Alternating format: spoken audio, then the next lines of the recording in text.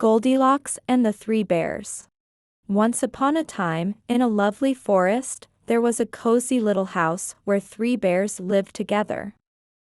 There was Papa Bear, who was big and strong, Mama Bear, who was kind and gentle, and Baby Bear, who was small and playful. Every morning, Mama Bear made porridge for breakfast. Their cozy house had a chimney that puffed out little clouds of smoke and windows framed with colorful flowers. The smell of porridge often wafted through the air, making it the coziest spot in the whole forest. One morning, the porridge was too hot to eat, so the bears decided to take a walk in the forest while it cooled down. Not far from the forest, there lived a curious little girl named Goldilocks. She loved to explore, and one day, while wandering, she accidentally got lost in the woods. At first, she felt excited. She could hear the birds chirping and the leaves rustling under her feet. But the deeper she went, the quieter it became, and soon, Goldilocks started to feel a little nervous. As she wandered deeper, she spotted a charming little house among the trees. The door was slightly open, and Goldilocks thought to herself, "Who lives here? It looks so cute." Unable to resist her curiosity, she stepped inside. Inside the house, Goldilocks saw a table with 3 bowls of porridge. Feeling hungry, she decided to taste them. First, she tried the big bowl that belonged to Papa Bear. "This porridge is too hot," she said. Then, she tried the medium bowl that belonged to Mama Bear. "This porridge is too cold," she frowned. Finally, she tried the small bowl that belonged to Baby Bear. "This porridge is just right," she said happily and ate it all up.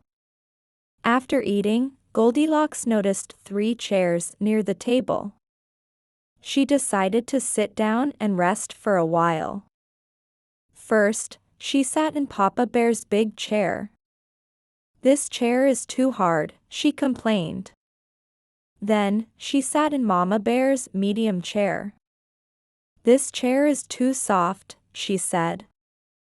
Finally, she sat in Baby Bear's small chair. "This chair is just right," she said with a smile. But just as she got comfortable, crack!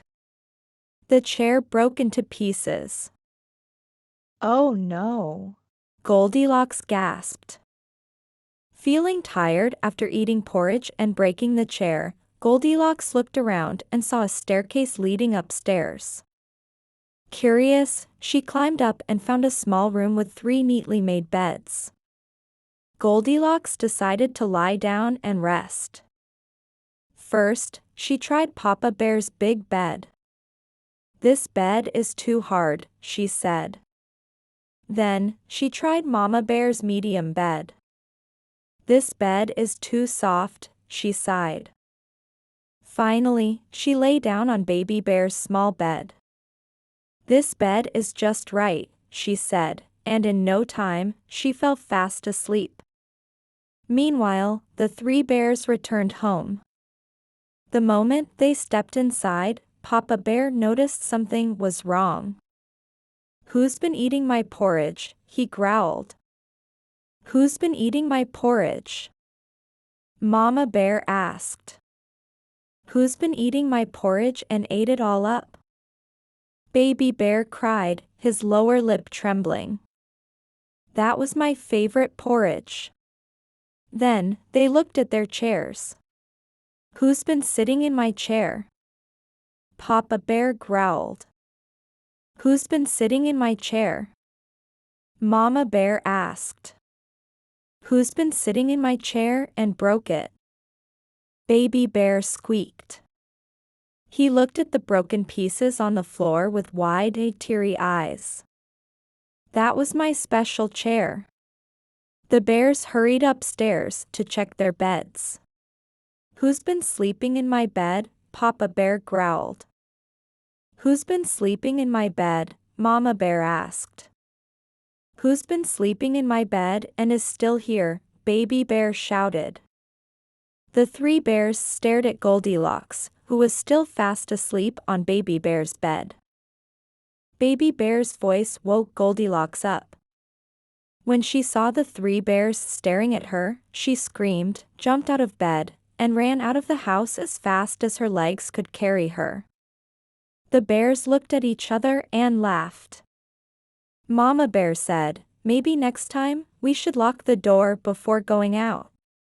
As for Goldilocks, she felt bad for walking into someone else's house without asking. From that day on, she promised to be more polite and careful. And that's all for this story. Thanks for your listening. Have a nice day.